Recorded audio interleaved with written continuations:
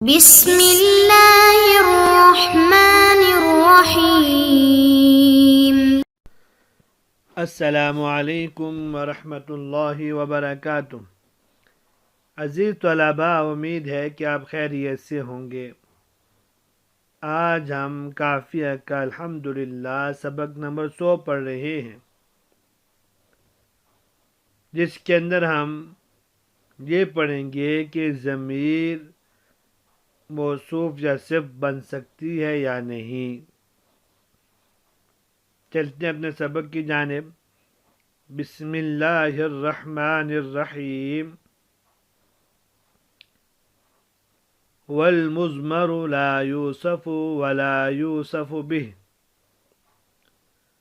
والموصوف اخص او مساو، ومن ثم لم یوصف ذو اللام الا بمثل او بالمضاف الى مثل، وانما التزم باب هذا بذي اللام للابهام، ومن ثم ضعف مررت بهذا الابيض وحسن بهذا العالم۔ ترجمہ دیکھ لیتے ہیں۔ والمضمر لا یوصف، ضمیر نہ تو موصوف بن سکتی ہے ولا یوصف بھی، اور نہ صفت بن سکتی ہے۔ والموصوف اخص او مساو، اور موصوف یا تو صفت سے خاص ہوگا یا اس کے مساوی ہوگا۔ ومن ثم لم یوصف ذو اللام الا بمثل او بالمضاف الى مثل، اور اسی وجہ سے معرف باللام کی صفت اسی کے مثل یعنی معرف باللام کے ذریعے لائی جائے گی، یا ایسے اسم کے ذریعے جو اس کے مثل یعنی معرف باللام کی طرف مضاف ہو۔ وَإِنَّمَا الْتُزِمَ بَابُ هَذَا بِذِي اللَّامِ لِلْإِبْهَامِ، باب ہذا کی صفت کے اندر معرف باللام کے التزام کیا گیا ہے ابہام کی وجہ سے۔ وَمِن ثَمَّ ضَعُفَ مَرَرْتُ بِهَذَا الْأَبْيَضِ وَحَسُنَ بِهَذَا الْعَالِمِ، اور اسی وجہ سے مررت بِهَذَا الْأَبْيَضِ یہ ضعیف ہے، اور مررت بِهَذَا الْعَالِمِ یہ والی مثال مستحسن ہے۔ آج کے سبق کے اندر ہمارے موصوف اور صفت کے متعلق قاعدہ جو ضمیر کے حوالے سے وہ پڑھیں گے، ایک کہ ضمیر موصوف یا صفت بن سکتی ہے، اور موصوف اور صفت کے متعلق دوسرا قاعدہ، اور اس میں اشارہ کی صفت سے متعلق ایک قاعدہ اور تفریعات یعنی مثالیں پڑھیں گے۔ والمضمر لا یوصف ولا یوصف به، یہاں سے صاحب کتاب رحمہ اللہ ایک ضابطہ بیان فرما رہے ہیں۔ ضابطہ یہ ہے کہ ضمیر نہ تو موصوف بن سکتی ہے اور نہ ہی صفت۔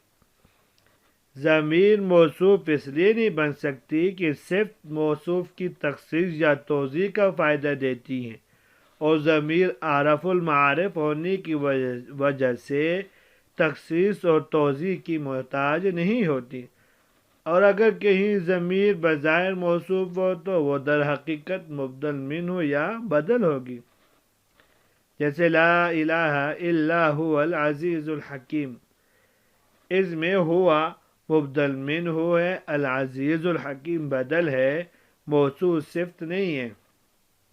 اور ضمیر صفت اس لیے نہیں بن سکتی کہ صفت ایسے معنی وصفی پر دلالت کرتی ہے جو موصوف یا موصوف کے متعلق میں ہو، اور ضمیر تو ذات پر دلالت کرتی ہے، معنی وصفی پر دلالت نہیں کرتی۔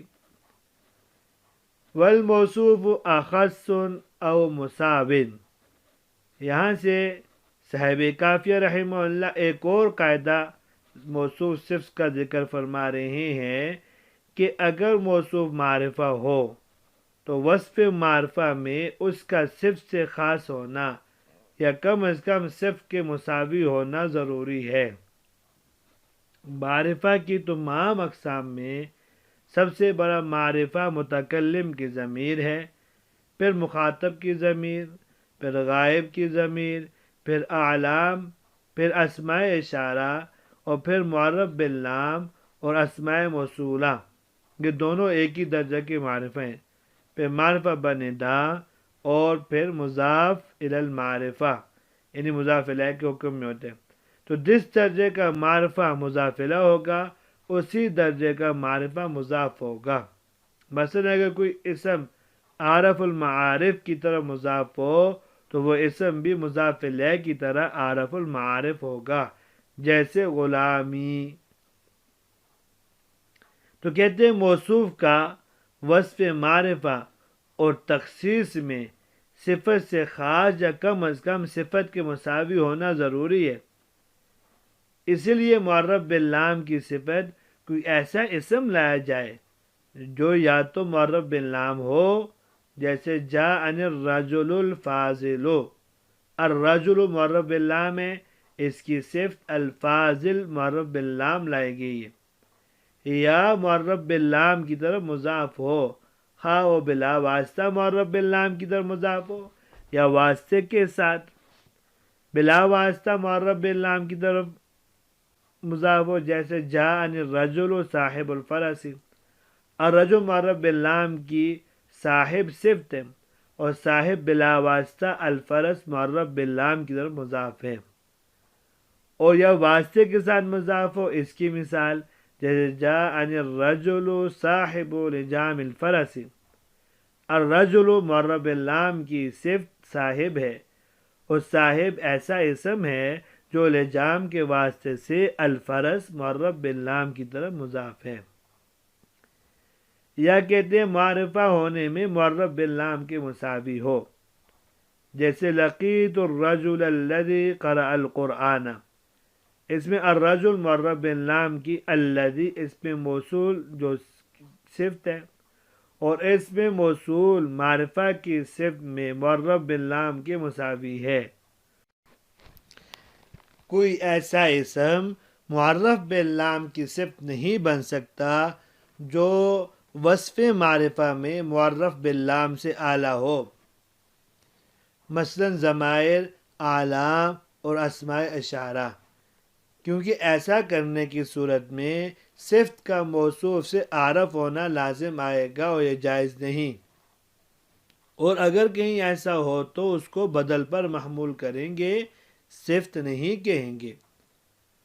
وَإِنَّمَا الْتُزِمَ بَابُ هَذَا، یہاں سے صاحب کتاب رحمہ اللہ فرمانا چاہتے ہیں کہ باب ھذا یعنی اسماء اشارہ کی صفت صرف اسم موصول اور ایسا معرف باللام بن سکتا ہے جو کسی ایک جنس کے ساتھ خاص ہو، اور وجہ اس کی یہ ہے کہ اسماء اشارہ کی صفت اس لیے لائی جاتی ہے تاکہ صفت کے ذریعے سے وہ ابہام دور ہو جائے جو اسماء اشارہ میں موجود ہے، اور یہ مقصد صرف اسی وقت حاصل ہو سکتا ہے جبکہ صفت اسم موصول یا ایسا معرف باللام ہو جو کسی ایک جنس کے ساتھ خاص ہو۔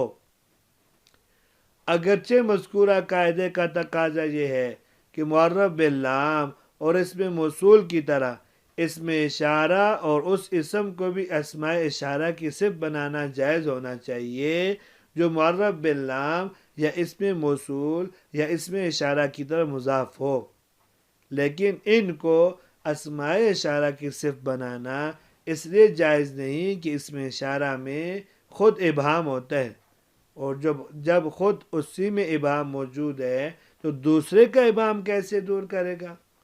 اور جو اسم اشارہ کی طرف مضاف ہو وہ بھی ابہام میں اپنے مضاف الیہ یعنی اسم اشارہ کے مشابہ ہوگا، لہٰذا اس کو بھی اسم اشارہ کی صفت نہیں بنا سکتے۔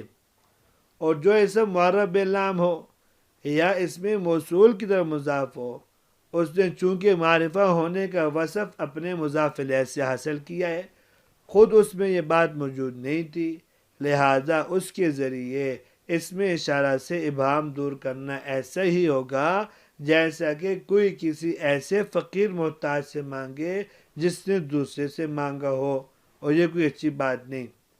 لہذا ایسے اسم کو اسم اشارہ کی صفت بنانا مناسب نہیں ہے۔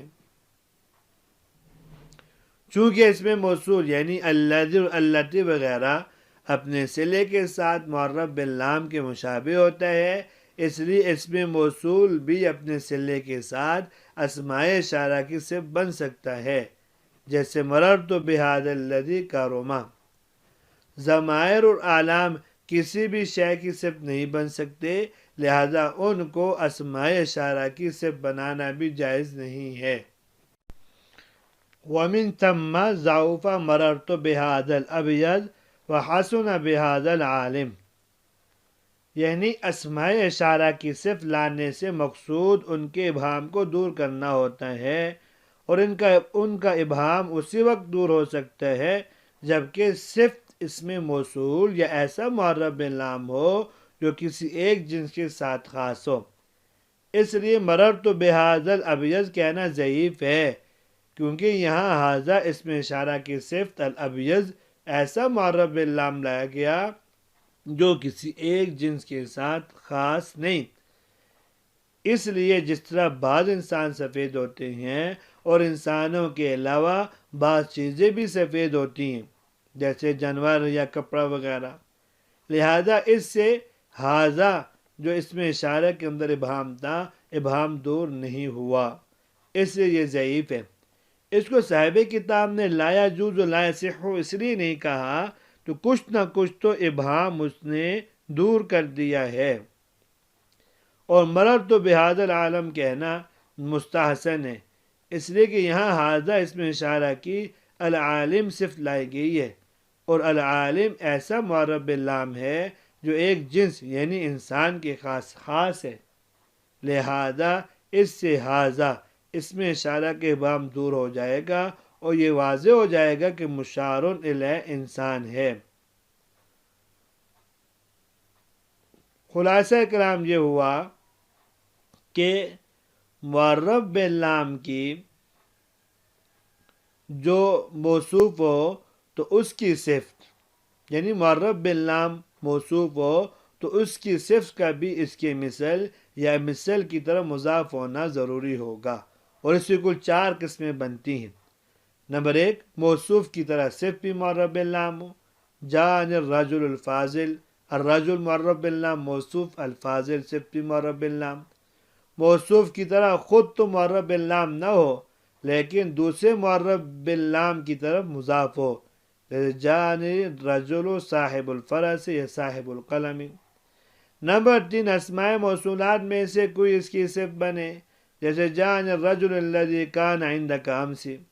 نمبر 4، اسماء موصولہ میں سے کسی ایک کی طرف مضاف ہو، جیسے جاء الرجل صاحب الذی فی الدار۔ یہاں تک آج کا سبق تھا، امید ہے کہ آپ کو سبق سمجھ میں آ گیا ہوگا۔